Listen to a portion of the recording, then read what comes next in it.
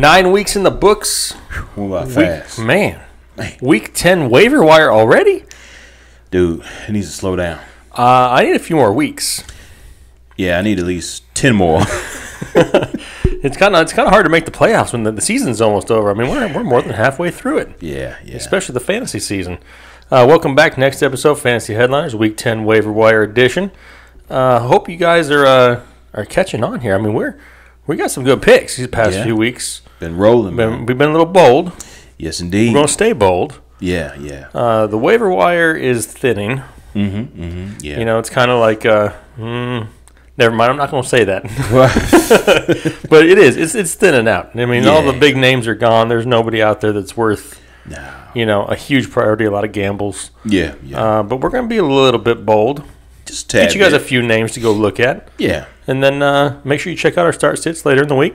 Yes. We get you all set up with that. We told people to sit A.J. Green last week. We did. We got a lot of negative comments about that. And we told people to start Carson Wentz. Yes, against Denver. Yes. And we told people to start Jared Goff. And Jacoby Brissett. If I had a horn, I'd toot it. I'd toot it, but I only got a little toot horn. But you know what? It happens. Yeah, exactly. You know what? That's all right, though. That's what we're supposed to do. Exactly. That's our job.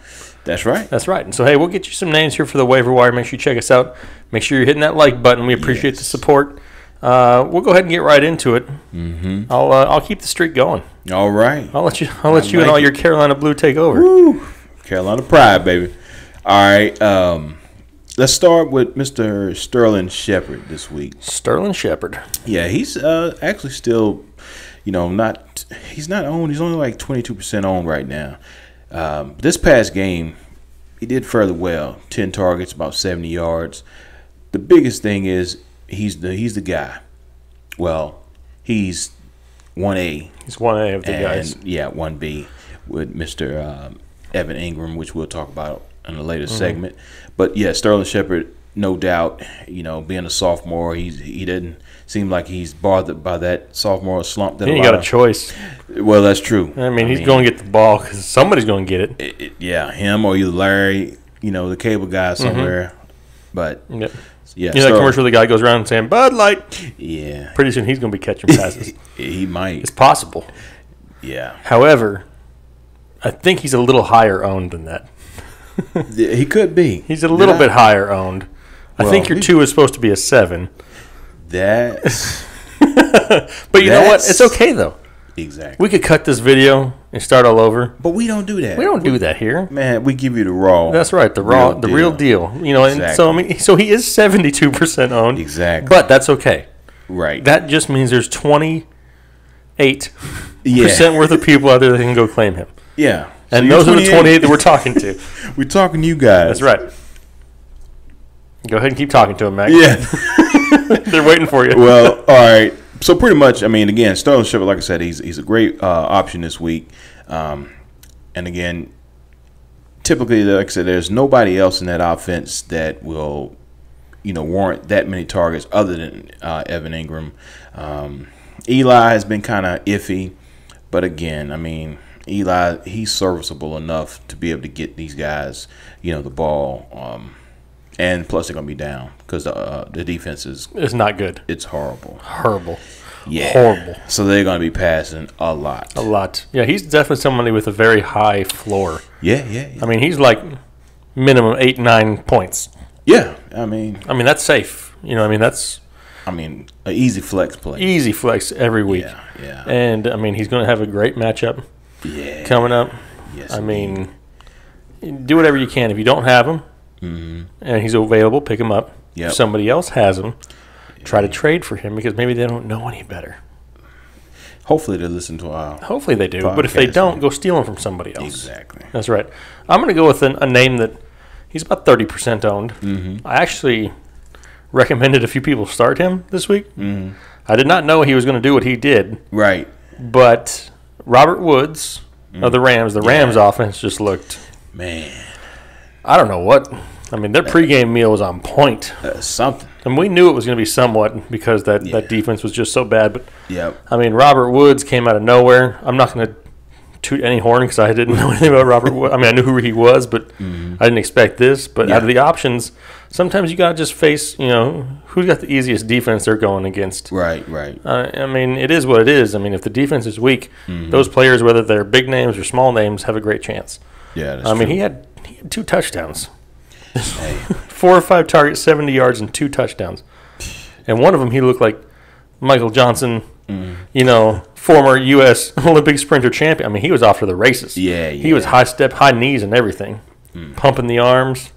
He looked like a beast. I'm like, who the heck is this guy? Hey. Robert Woods, definitely somebody you guys should take a look at. He's had a great year. I mean, he's very, very consistent. You got gains of 70 yards, 66. Had a big week 3 against San Francisco, which everybody has a good week 3 against San Francisco. Exactly. But, I mean, he's very consistent. I mean, he's kind of like the Sterling Shepard.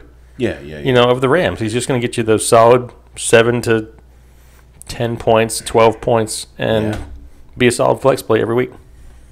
I like it.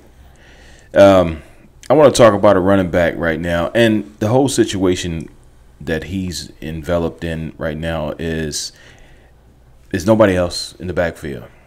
And I hate to even say his name, but given the situation, plus they've got a new left tackle, Dwayne Brown, Thomas Rawls. I think Thomas Rawls is, especially if you got somebody that's on bye this week, you need a flex player, somebody to kind of fill in. Thomas Rawls might not be a bad idea. Like I said, Lacey's not playing. He's got that lower soft tissue situation going on. And they don't have nobody else. I mean, that's it. It's him and McKissick. Right. And McKissick isn't that involved. McKissick is not, is it? He's not, is it? I mean, to be honest, he's got raw talent. You know what I mean? Speaking of McKissick, but I don't know if they're going to use him the way he should be used. He's kind of like a Christian McCaffrey type player. Satellite back, something like that. And he's not a north-south runner at all. But again, Thomas Rawls, he'll get the touches, especially if they get up, you could see a lot of Rawls. And what is he, like 2 years removed from when he had that phenomenal season? He's got the talent. They just haven't had an offensive line for anybody to run behind. Yeah. So, the addition of the left tackle helped. Yeah. I mean, you could tell yesterday even it was an improvement. Right. I mean, it wasn't by any means a great offensive line, but it was an improvement for him. Yeah. So, Thomas Rawls worth a look. I'm going to go a week early on somebody. Uh-oh. I'm going to go with Danny Woodhead. I thought you was going to say my boy. I'm not going to say your boy. No, that's later on. Okay. No, Danny Woodhead can't come back for another. I don't think he can come back to week 11. Yeah. But if people have dropped him, pick him up now a week early. Right. Before all the news comes out about him coming back. He's already practicing. Doesn't look like he's going to have any, setbacks. Looks like he's going to be ready to go. He'll take Buck Allen's job. Oh, yeah. This will go back to the Danny Woodhead role. Look what Buck Allen did this past week. Man, yeah. He was a pass-catching machine. I played against a guy who had Buck Allen this week. I think he entered the fourth quarter with 0 points, maybe like 1 point, ended with like 15 and a half. I was a little irritated. Just a little bit? Just a little bit. I mean, you start getting antsy. Your foot starts tapping a little bit. Yeah. But no, that's going to be Woodhead going forward. If you're struggling at running back, if you're trying to scramble to find somebody, Woodhead will be a nice bet in week 11. Yeah. You're not going to have him this week, but you'll be a week early ahead of everybody else. Scoop him up, stash him for a week, and he may be worth a start week 11. Yeah, most definitely. All right. Next guy I'm going to go with, and this is someone we actually touched upon on last week's quarterback start, and it was a bold start, and he showed improved. And this week, if you need quarterback help, Jacoby Brissett is not a bad option. Not bad. It didn't help that T.Y. Hilton just went off. He went crazy. I mean, Looney Tune. Yeah. That's all he does this year. Yeah. He does nothing. Right. Or he does that.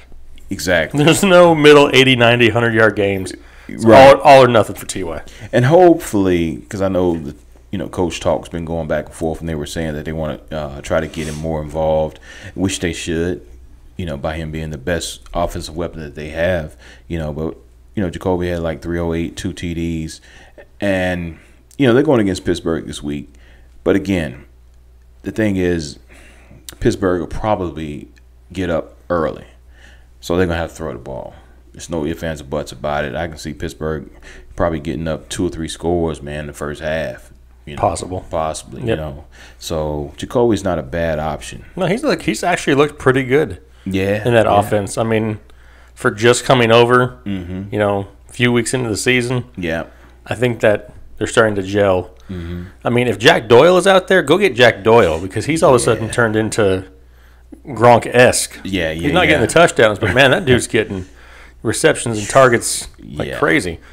That wasn't my pick to go pick up. That was an extra nugget. Exactly. That was right. Just toss that one in.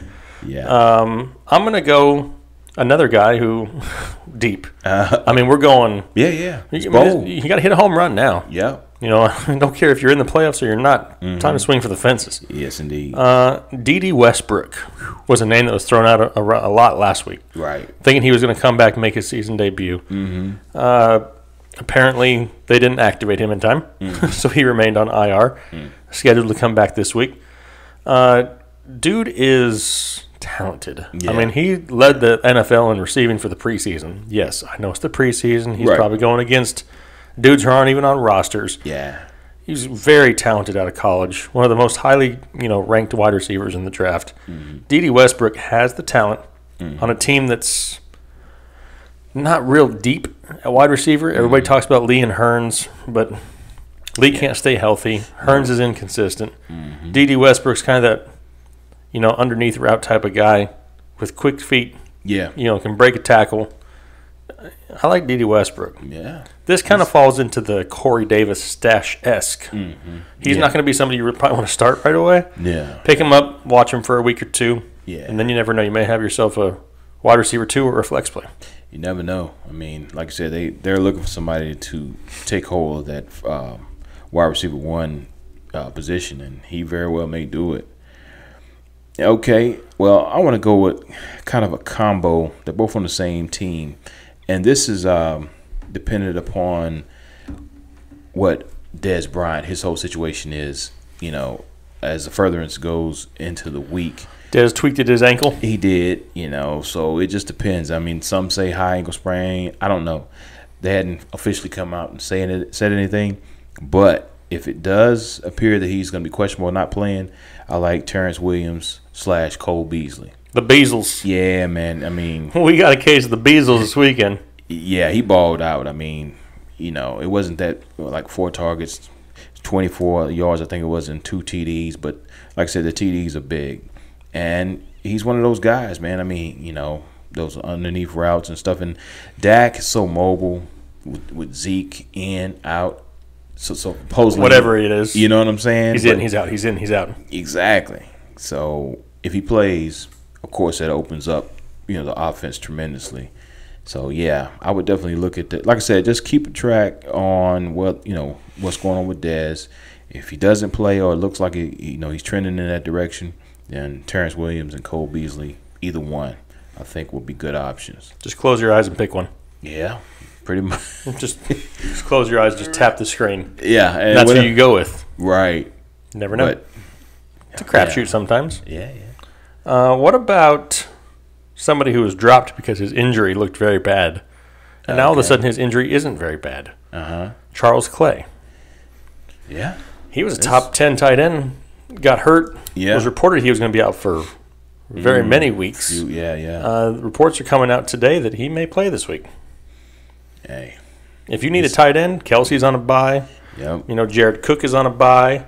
I mean, there's a few tight ends that are out this week. Mm-hmm. Zach Ertz is out. True. Yeah. I mean, these are all starting tight ends, and if you're missing one of them, and Charles Clay is available, scoop that bad member gem up. Yeah, quickly. Make sure he plays. Well, yeah. It has not come out that he's playing for sure yet. Right. But if he does, I mean, that's one of Tyrod's favorite targets. Yes, Tyrod has a lot more weapons now. Mm-hmm. He's got Matthews back and Kelvin, and Zay Jones looked great last week. Mm-hmm. But Charles Clay and him have that kind of rapport already. Yeah. He's still going to get his. Oh, yeah. I think if anybody takes a hit, it's Jordan Matthews. Yeah. Out of that group. Yeah. I think Kelvin's going to be a TD monster. I don't know if he's going to put up a lot of yardage, but red zone wise, I can see him being a top target. Yeah. I mean, he's a big target, And again, like I said, if Clay comes back healthy, yeah, it'll probably be between Benjamin and Clay to get those red zone looks. But yeah, I agree. I like it. Awesome. Did you have anybody else on your list? No, that was it. Well, I did want to kind of mention, I think we mentioned him last week, which I know you kind of alluded to, said, I was going to talk about him later in the show. I kind of need to plug him in every time. Uh-huh. But just throwing it out. Just throwing it out there. Yeah. But my man Josh Gordon, he'll be able to play as of now, the 27th, I think, of November. So, you might want to try to snag him early if you got, room, because I think he might help somebody. Mm-hmm. He's got the upside. Right. I'll leave it like that. It remains to be seen how much of the old Josh Gordon is left. But again, like I said, if you look at this is the time of year you need some type of, high upside, and he could very well be that. Mm-hmm. So another guy a lot of people are talking about this week after his last week's performance was Corey Clement. Yeah, had a great game for Philly. Yes, they're on bye this week. Mm-hmm. We're already starting. We haven't even put videos up yet. We're getting questions. Do I pick up Corey Clement? Right. No. I think that was more of a game flow type situation. They were up big. Yeah. Ajayi was being worked in. Clement was just the smarter choice for the time. Yep. In 2 weeks, when they're full strength, that's Ajayi's job going forward. Absolutely. Blunt may take some goal line carries away from him, which sucks. But yeah. I mean, they're the same type of back, so you can't blame them. But yeah. Corey Clement's not going to do what he did this week. No. Again. No. That was just product of game flow. Yeah. I mean, so temper your expectations. I mean, if you're in a huge league and you want to pick him up just in case, he's a great talent. I just don't know if he's going to get much going forward. Right. And I think, going forward with that whole offense, man, it's not going to be that great fantasy-wise other than if you have Wentz, Ertz. Those two you can count on every week. You know what I'm saying? Mm-hmm.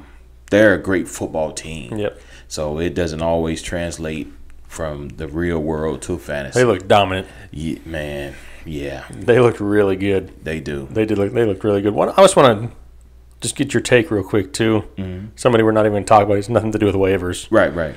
But I know we used to do a segment, the WTF Player of the Week. Yep. Which we've kind of morphed into other things. But what's going on with Doug Martin?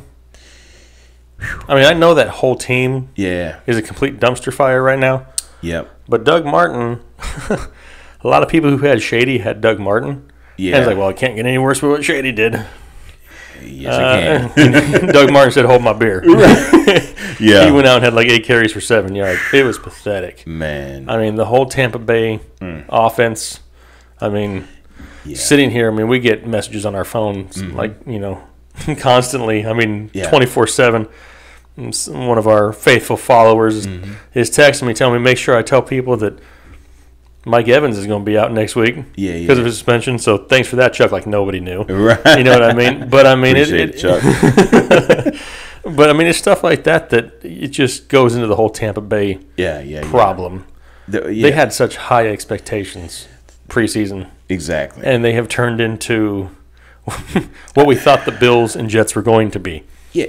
It's kind of like when you're on Facebook and you're talking to somebody, and then when you finally meet them in person, I'm like, exactly. Not so good. Exactly. That's the Tampa Bay Buccaneers. The Bucs. On paper, preseason, maybe it's the Hard Knocks curse.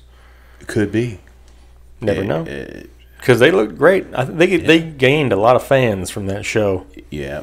I mean, they haven't produced anything. No. And it's only getting worse now that Jameis is going to be out for a few weeks. Oh, man.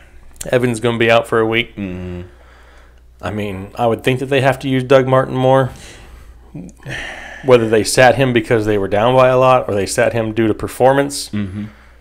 Whatever it is, I mean, they can't not play him. Right. I mean, you kind of have to. You got to. I mean, Charles Sims, what's going on He disappeared with him, too. You know what I mean? It's all Peyton Barber, and Peyton Barber didn't do a lot. No. He looked better than Doug Martin did. Yeah.